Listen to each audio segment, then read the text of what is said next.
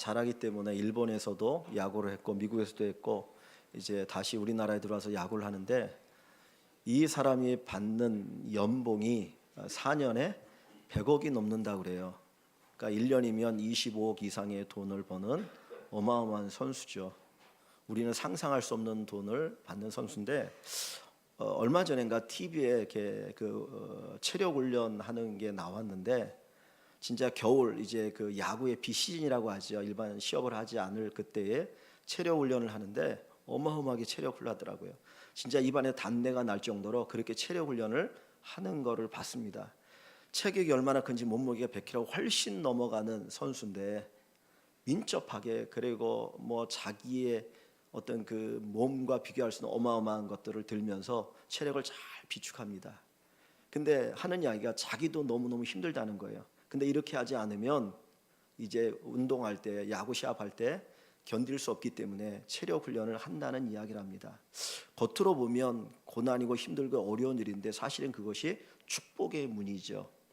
축복으로 들어가기 위해서는 축복의 문을 열어야 되는데 사실 축복의 문은 이게 축복의 문이야라고 우리에게 다가오기보다는 고난으로 변장되어서 우리에게 다가오는 경우가 많이 있습니다. 그래서 많은 사람들은 그 앞에 주저앉고 포기하게 되는데 정말 이것이 축복의 문이라고 아는 사람은 그 고난 앞에 주저앉지 않고 오히려 축복의 문을 열게 되어집니다.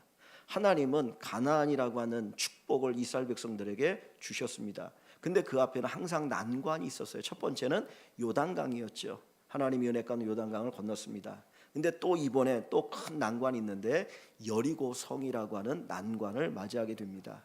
성경에 보면 가나안 땅에는 31개의 성읍 큰 성들이 있었는데 그중에 가장 크고 가장 견고하고 가장 오래된 성이 이 여리고 성입니다. 사실 이것을 점령하기 쉽지 않아요. 성경에 보면 이 여리고 성의 성벽이 얼마나 두꺼운가 하는 걸 보여주는데 그 성벽 위에 집이 있다는 거예요. 성벽 위에 집을 지을 정도면 얼마나 두껍겠습니까? 저희가 이 교회 건물을 지을 때 이 교회 외벽이 한 20여 센치가 되거든요. 그것도 튼튼하고 웬만하면 넘어지지 않는데 성벽 위에 집을 지을 정도면 어마어마한 성벽입니다. 근데 어떤 고고학자들에 의하면 그 성벽이 하나로 된 것이 아니라 3중으로 되어 있다라고 얘기를 해요. 그만큼 견고한 성읍이 여리고성입니다. 이 이스라엘 백성들이 가나안을 점령하기 위해서는 이 여리고성을 점령해야 되는데 어떻게 그것을 점령할 수 있겠습니까? 인간의 능력, 그들의 힘으로는 이 땅을 점령할 수가 없는 거예요. 그러면 어떻게 점령하느냐? 오늘 본문에 보니까 하나님이 주신다라고 얘기합니다. 하나님이 주신다. 자, 6장 2절 말씀 한번 봅니다. 6장 2절에 보면 여호와께서 여호수아에게 이르시되 보라 내가 여리고와 그 왕과 용사들을 내 손에 넘겨 주었으니 이스라엘의 힘으로 그 땅을 점령하는 게 아닌 거예요. 그들의 능력으로 여리고성을 함락시키는 것이 아니라 누가 그 성을 함락시킨다고 말씀하고 계셔요? 하나님이 함락시키는 겁니다. 사람이 아무리 애를 쓰고 능력이 있어도 하나님이 허락하지 않으면 결코 이루어지지 않습니다. 하나님이 온 세상의 주인이시고 지금도 세상을 다스리고 계시고 우리 역사 가운데 함께 하시는 분이기 때문에 그 하나님이 역사하셔야만 하나님이 주셔야만 우리가 받을 수 있는 겁니다. 비록 아직 이스라엘 백성들은 그 여리고를 점령하지 않았지만 하나님의 눈에 보면 여리고성은 이미 점령된 건가요? 아닌가요? 이미 점령되어진 거예요. 비록 현실의 눈으로는 아직 견고하게 그 성이 서 있지만 하나님의 눈, 믿음의 눈으로 보면 그 성은 이미 무너진 겁니다. 하나님께서 우리에게 무언가 말씀하실 때 이미 하나님이 행하시고 우리가 그것을 보기를 원하셔요. 그래서 우리에게는 믿음이 필요한 겁니다. 예레미야 33장 1절에서 3절 말씀 보면 여호와 하나님은 일을 행하시는 하나님이다 그랬습니다. 여호와 하나님은 일을 지으시는 분이라 그랬어요. 그분이 일을 다 행하시고 우리에게 뭘 요구하냐면 기도하라는 거예요. 기도하라. 저와 여러분들이 기도할 때 이미 하나님이 이루어 놓으신 거예요. 이미 주님이 다 이루시고 우리가 기도하게 하시고 그 기도를 통해서 하나님이 어떻게 역사하시는가 하는 것을 보게 하십니다. 여기 기도하시는 분들 계시죠? 여러분들이 기도할 때 뭘 믿고 기도해야 되냐면 하나님이 내가 기도하는 것을 이미 주셨다. 그걸 믿으시기 바랍니다. 하나님이 내게 이미 주시기를 원하셨기 때문에 기도하게 하신다라고 하는 것을 믿으시기를 바랍니다. 하나님께서 이 여호수아로 하여금 그 여리고성을 점령하게 하시는 것은, 말씀하시는 것은 이미 하나님이 주셨기 때문에 이제는 받으라는 거예요. 우리가 어떤 어려운 문제가 있을 때, 내 힘으로 안 될 때 누가 우리를 도와주는 분이 있습니다. 힘이 있고 권세가 있는 분이. 그때 뭐라고 말하냐면, 가봐, 내가 얘기해 놓을 테니까 가봐. 그 가서 얘기했더니 누가 나 전화했어. 그래, 알았어. 그리고 문제를 풀어주는 경우가 있죠. 하나님 바로 그런 분이에요.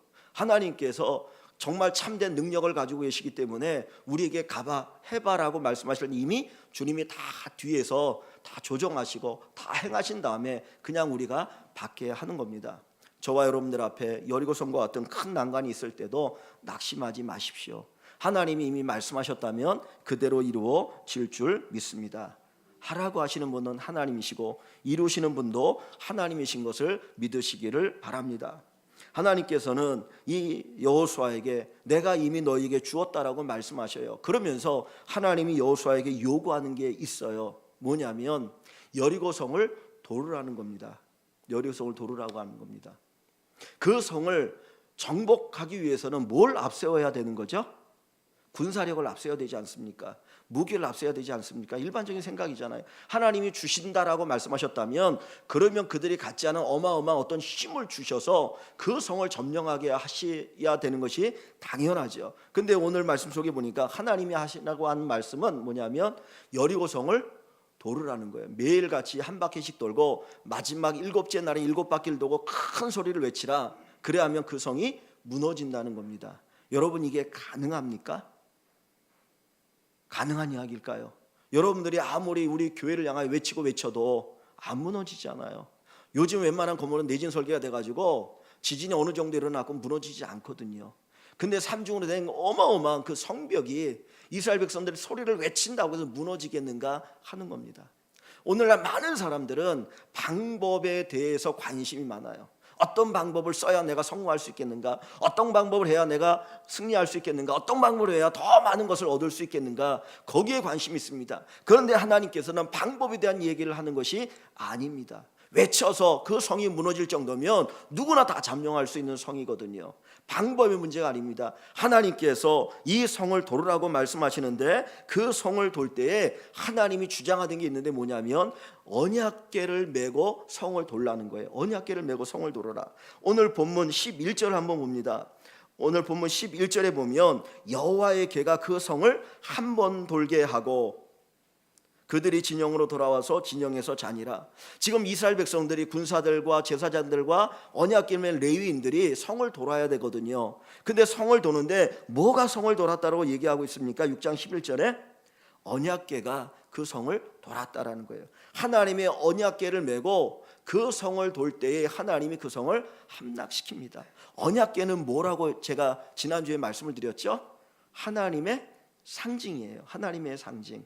하나님의 상징. 그러니까 결국 주님께서 원하시는 건 뭐냐면 하나님을 앞세우라는 겁니다. 이 성이 무너진 것은 너희의 능력과 너희의 힘으로 무너지는 것이 아니라 나 여호와가 무너뜨릴 거니까 너희는 나를 앞세우고 돌아라, 앞세우고 나가라고 하는 것입니다. 하나님을 앞세우고 나갈 때 거기에 하나님의 능력이 있습니다. 다윗이 어마어마한 골리앗을 이길 수 있는 힘이 어디 있었습니까? 그의 능력이 아니에요. 다윗은 목동이었습니다. 양을 치는 자였어요. 그는 군사가 아니에요. 그런데 어떻게 3m가 넘는 블레셋의 장수 골리앗을 이길 수가 있겠습니까? 다윗이 이길 수 있었던 것은 오직 한 가지, 하나님을 앞세우고 나갔기 때문이에요. 너는 칼과 창으로 나오지만 나는 만군의 여호와 이름으로 나간다라고 할 때 하나님께서 물맷돌 작은 돌멩이 하나를 가지고 골리앗을 물리치게 하셔요. 방법에 문제가 있는 게 아닙니다. 무기에 문제가 있는 게 아닙니다. 하나님이 함께 하시느냐, 하나님을 앞세우느냐에 우리의 문제가 있어요. 여러분의 삶이 하나님을 앞세우면 하나님이 역사하십니다. 그런데 하나님이 앞세우지 않고 나가면 하나님 능력을 경험할 수가 없어요. 하나님께서는 내가 이 성을 무너뜨릴 테니 나를 앞세우고 나가라고 말씀하고 계십니다. 우리 일광의 식구들이 2018년도 한 해를 살아갈 때 하나님 중심으로 살아가기를 원합니다. 하나님을 앞세우고 나가시길 원합니다. 하나님이 기뻐하시는 삶을 살아가기를 원합니다. 주님 말씀하시죠. 공중에 나는 새를 보라, 들에 피는 백합화를 보라. 누가 먹이고 입히느냐? 누가 먹이고 입힌다고 말씀하시죠? 하나님이 먹이고 입히시지 않느냐. 하물며 너희일까 보냐. 하물며 너희일까 보냐. 하나님이 땅의 모든 것을 먹이시고 입히시고 살게 하신다면 오늘 우리 믿음의 성도들 하나님이 반드시 인도하여 주실 줄 믿습니다. 시편 18편에 보면 다윗은 고백합니다. 여호와는 나의 힘이 되신 여호와여, 내가 주를 사랑하나이다. 나의 힘이 무엇입니까? 무기가 아니었어요. 나의 힘이 지식이 아니었어요. 나의 힘이 지혜가 아니었어요. 나의 힘은 여호와 하나님이십니다. 세상을 창조하신 하나님, 지금도 세상을 다스리시는 그 하나님, 하나님 허락하지 않으면 참새 한 마리가 떨어지지 않는다고 말씀하시는 그 주권자이신 하나님이 저와 여러분들의 힘이 되셔서 인도하여 주시고 이끌어 주실 것을 믿으시기를 바랍니다. 오직 하나님을 의지하십시오. 하나님을 앞세우십시오. 내 힘을 앞세우는 것이 아니라, 내 지혜를 앞세우는 것이 아니라 하나님을 앞세우고 나갈 때 우리 앞에 있는 여리고성과 같은 장애물들이 무너지고 길이 열리는 하나님의 축복이 오는 놀라운 은혜 역사들이 일어나게 되어질 것입니다. 하나님을 앞세운다고 하는 것은 다른 말로 하면 믿음으로 사는 겁니다. 믿음으로 사는 것입니다. 의인은 믿음으로 말미암아 살리라. 저와 여러분들이 예수 믿고 의인이 되었습니까? 그렇다면 이제 우리가 사는 도구는 뭐라고 얘기해요? 믿음이라는 거예요. 믿음. 하박국 선지자가 악인이 득세하는 그때에 너무너무 괴로웠어요. 그래서 하나님 앞에 질문을 던졌습니다. 하나님, 이게 어떻게 된 겁니까? 하나님이 공의의 하나님인데 이 세상 이게 말이 됩니까? 라고 하나님을 탄식하며 하나님께 불만을 토로합니다. 그때 하나님이 이렇게 역사하시겠다고 말씀하시면서 뒤에 가서 하신 말씀이 의인은 믿음으로 말미암아 살리라. 그리스도인은 믿음으로 말미암아 살리라 그랬어요. 그 믿음이 뭡니까? 예수를 믿는 믿음이죠. 그 믿음이 뭡니까? 하나님 믿는 믿음이죠. 그 믿음이 뭡니까? 하나님이 온 세상의 주인이시고 내 삶의 주인이심을 믿는 믿음입니다. 그 믿음을 가지고 살아갈 때 하나님의 역사를 새롭게 체험하게 되어질 줄 믿습니다. 이스라엘 백성들이 이제 하나님의 말씀을 따라서 하나님의 언약궤를 앞세우고 이제 여리고성을 돌아야 됩니다. 근데 여러분 생각해 보십시오. 이게 얼마나 무모한 짓입니까? 전쟁을 하려면 뭐가 있어야 돼요? 무기가 있어야 돼요. 무기를 앞세워야 되죠. 이번에도 이제 올림픽이 시작되어지는데 올림픽 바로 전에 그 북한에서 무슨 열병식을 할 것이다라는 얘기를 하잖아요. 그래서 그 북한이 가지고 있는 무기들을 이제 보여주는 거 아닙니까? 세계, 특별히 미국에 우리가 이만큼 힘이 있는 나라다. 까불지 마라. 함부로 우리 대하지 마라. 그거 드러내고 싶은 게 아닙니까? 그러니까 일반적으로 전쟁하려면 무기를 앞세워야 되는 거예요. 우리가 무기가 얼마나 큰 건 줄 아냐? 우리 무기가 얼마나 화력이 좋은 줄 아냐? 까불지 마. 우리 충분히 점령할 수 있어. 그거 보여줘야 되는데 하나님께서 말씀하시는 것은 그게 아니라 뭐를 보이라는 거예요? 언약궤를 보이라는 거예요. 근데 이게 얼마나 위험한지 모릅니다. 여러분, 성벽이라는 게 높은 데 있지 않습니까? 성벽 위에서 활을 쏴버리면 방법이 없잖아요. 사실 성을 하나 점령하는 것이 얼마나 많은 희생이 따르고 얼마나 많은 어떤 군사력이 필요한지 모릅니다. 지금 여리고성이 굳게 닫혀 있습니다. 거기에 사람들이 있죠. 거기도 군사들이 있지 않습니까? 그런데 성 주위를 하나님의 언약궤를 앞세우고 이렇게 돌면 위에서 속된 말로 뜨거운 물을 내려 붓거나 기름을 쏟아 붓거나 불화살을 쏴버리면 어떻게 되는 거예요? 전멸당할 수 있는 거거든요. 그런 위험이 있어요. 그럼에도 불구하고 하나님 뭐라고 말씀하십니까? 도르라는 거예요. 도르라는 겁니다. 믿음으로 산다는 것, 하나님을 앞세운다고 하는 것은 사람의 눈으로 보면 위험이 따라요. 세상 사람들은 이 방법 저 방법 꾀를 내가지고 막 하는데 우리는 오직 우직하게 하나님을 앞세우고 믿음으로 살고 의인은 믿음으로 말미암아 살리라 그랬으니까 신실하게 살아야지. 그러다 보면 어떻게 되어집니까? 어려움 당할 수 있어요. 세상 사람들이 그런 얘기를 하죠. 맑은 물에는 뭐가 안 보인다고요? 물고기 안 보인다고 그러잖아요. 조금 그래도 이렇게 큰 물이 되어야 거기 물고기도 모이고 뭐 그런 거 아니냐, 적당히 살아야 되는 거 아니냐, 그런 얘기를 하지 않습니까? 우리가 알지 않습니까? 세상에 보면 정말 올라가고 내려가 다 보면 그 안에 얼마나 더럽고 추한 일들이 많이 있고 얼마나 별의별 비리들이 많이 있습니까? 그래야 산다고 생각하지 않아요? 그런데 믿음으로 산다, 하나님을 의지하기 때문에 하나님 앞에 신실하게 산다, 위험하거든요. 그럼에도 불구하고 하나님은 우리가 그렇게 살기를 원하셔요. 하나님을 앞세우는 것, 하나님을 드러내는 것은 위험을 각오한 삶입니다. 오직 하나님이 나를 도와주실 것이다. 하나님 돕지 아니하시면 성을 세우는 자의 수고가 헛되고, 하나님 돕지 아니하시면 파수꾼의 경성함이 허사라고 하는 그 믿음을 가지고 비록 위험할지라도 이 믿음의 길을 걸어가는 저와 여러분들이 되기를 원합니다. 그래서 주님이 말씀하시길 뭐라고 말합니까? 나를 따라오려거든 자기를 부인하고 자기 십자가를 지고 나를 쫓으라 그랬어요. 믿음의 길을 걷는다는 것은 좁은 길을 걷는 것이고 좁은 문으로 들어가는 것입니다. 내가 예수 때문에 손해볼 것 각오하고 이 길을 걸어가십시오. 그러면 주님이 책임져 주실 것입니다. 오직 예수 그리스도를 앞세우고 나가는 그 믿음의 역사가 저와 여러분들에게 있기를 주의 이름으로 간절히 축원합니다. 그런데 하나님께서 이 언약궤를 앞세우고 나갈 때 어떻게 하라고 오늘 말씀하고 계십니까? 자, 3절부터 한번 제가 좀 보겠습니다. 3절을 보시면 이렇게 얘기해요. 너희 모든 군사는 그 성을 둘러 성 주위를 매일 한 번씩 돌되 그랬어요. 그러니까 이스라엘 백성들 전체가 여리고성을 돈 게 아니에요. 왜냐하면 뭐 우리나라 이 서울처럼 한양 도성처럼 그렇게 큰 게 아니고 어떤 성을이기 때문에 200만 명이 다 돌 수가 없거든요. 그러니까 이제 군인들을 뽑아서 돌게 하시는 거예요. 그래서 이제 백성들은 진에 있고 군인들을 중심으로 해서 그 성을 돌게 하시는데 매일 한 바퀴씩 돌고 엿새 동안 그리하라. 4절에 보면 제사장 7은 7 양각 나팔을 잡고 언약궤 앞에서 나아갈 것이요 7째 날에는 그 성을 7번 돌며 제사장들은 나팔을 불 것이며 제사장들이 양각 나팔을 길게 불어 그 나팔 소리가 너희에게 들릴 때 백성들에게 들릴 때에는 백성은 다 큰 소리로 외쳐 부를 것이라. 그리하면 그 성벽이 무너져 내리리라.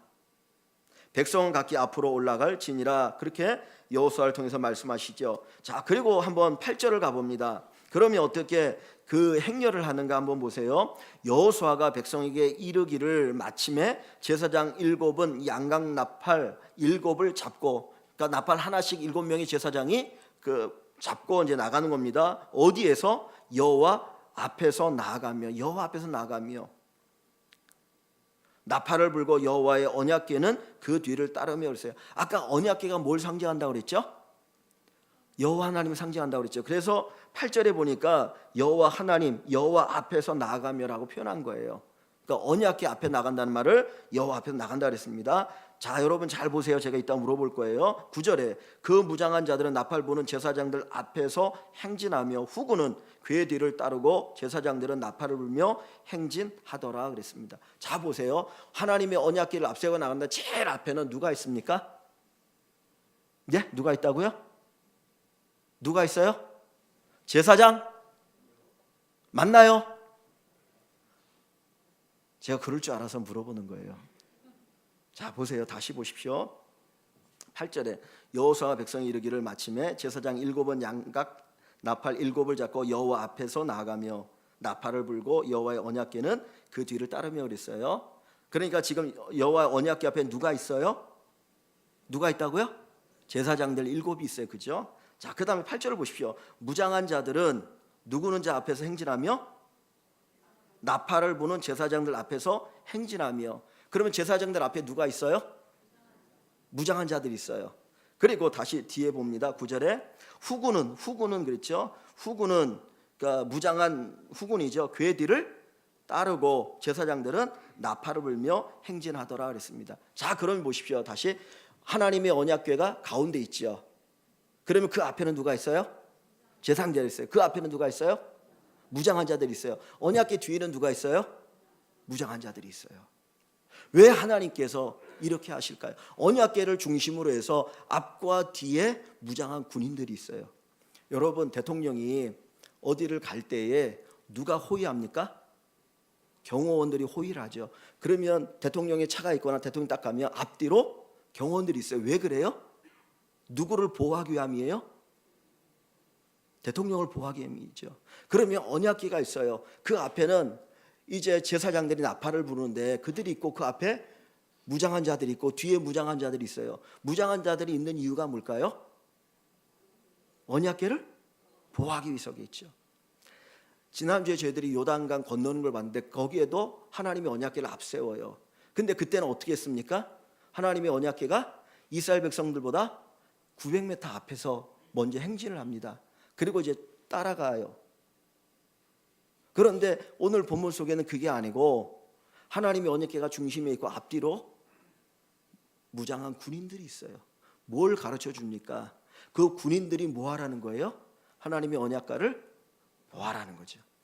아까 말씀드렸던 것처럼 하나님 자신은 어마어마한 능력이 있잖아요. 하나님께서 여리고성을 내가 무너뜨리겠다라고 말씀하시고 나를 앞세우라는 거예요. 그래서 11절의 끝부분에 여호와의 궤가 성을 돌았다라는 표현을 쓰고 있거든요. 그런데 또다시 하나님 뭐라고 말하냐면 그 하나님의 언약궤를 너희가 보호하라는 거예요. 하나님이 우리를 보호해 주셔야 하잖아요. 하나님 우리를 보호해 주시니까 이제까지 살았고, 하나님 우리를 보호해 주시니까 언약 여리고성을 점령할 수 있고 가나안 땅을 점령할 수 있는 거예요. 그러면서도 하나님 또 우리에게 뭘 말씀하냐면 너희가 나를 어떻게 하라는 거예요? 보호하라는 거예요.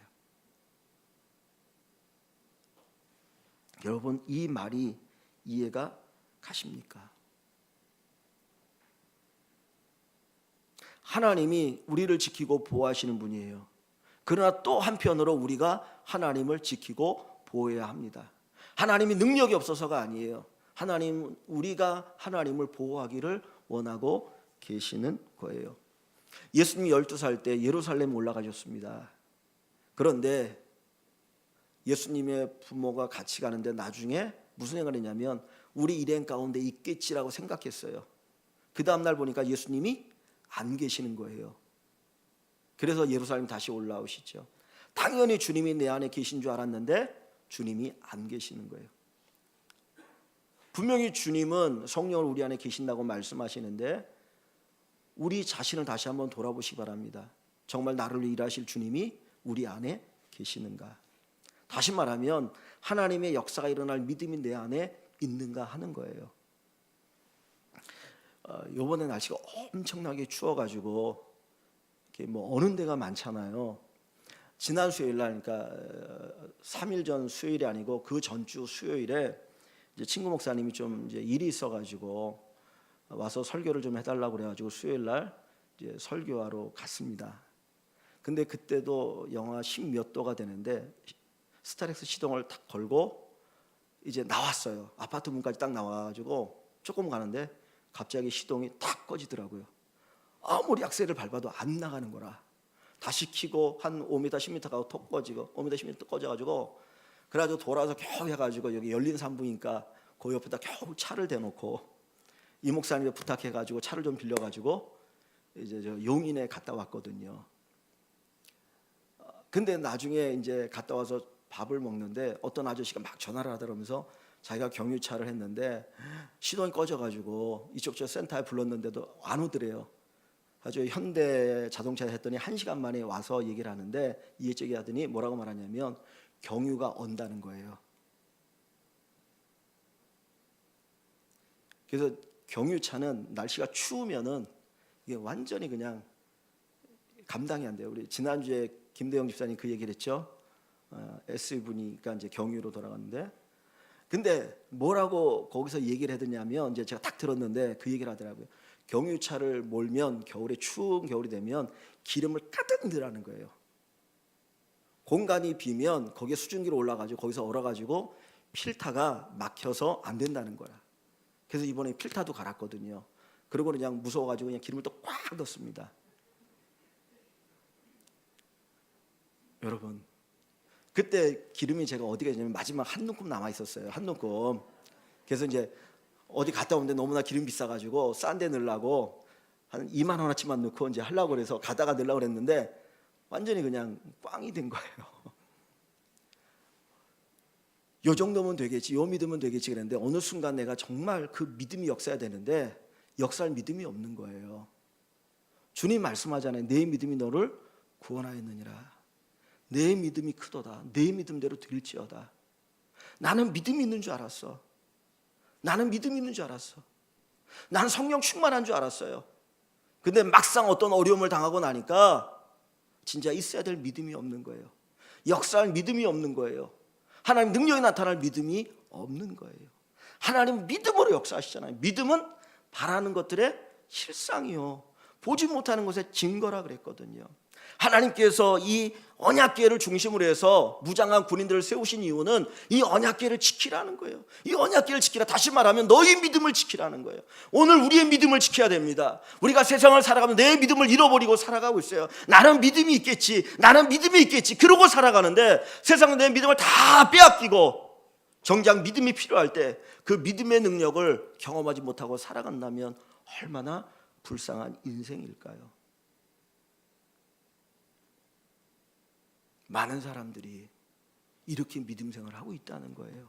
그래서 주님께서는 내가 믿음을 통해 역사할 텐데, 내가 믿음을 통해서 너를 축복할 텐데 그 믿음을 지켜라, 믿음에 굳게 서라고 우리에게 말씀하고 계십니다. 여러분의 믿음을 점검해 보시기를 바랍니다. 내 안에 믿음이 충만한가? 내 안에 성령이 충만히 거하시는가? 내 안에 계신 그 주님이 나를 위해서 역사하실 만한 그 믿음을 가지고 살아가고 있는가 확인해 볼 수 있기를 원합니다. 믿음 있는 사람에게 주님이 말씀을 주셔요. 믿음 있는 사람에게 내가 다 이루었다라고 말씀하셔요. 믿음 있는 사람에게 내가 너에게 준다라고 말씀하셔요. 오늘 예수님 하나님께서 이 여호수아에게 내 손에 넘겨 주었다라고 말씀하는 것은 그 말을 받을 만한 믿음이 있기 때문이에요. 그 믿음이 있기 때문에 이 말씀을 주시는 것이지, 그 믿음이 없으면 이 말씀도 받을 수가 없습니다. 저와 여러분들이 믿음을 가지고 살아가길 원합니다. 우리 인생을 책임져 주시는 분이 누구셔요? 하나님이십니다. 하나님만 바라보고 하나님 의지하고 나가시는 저와 여러분들이 되기를 원합니다. 예수님께서 제자들을 전도여행으로 파송하고 보내셨습니다. 그때 전대도 없이 보내셔요. 아무것도 없이. 전대가 뭡니까? 돈주머니잖아요.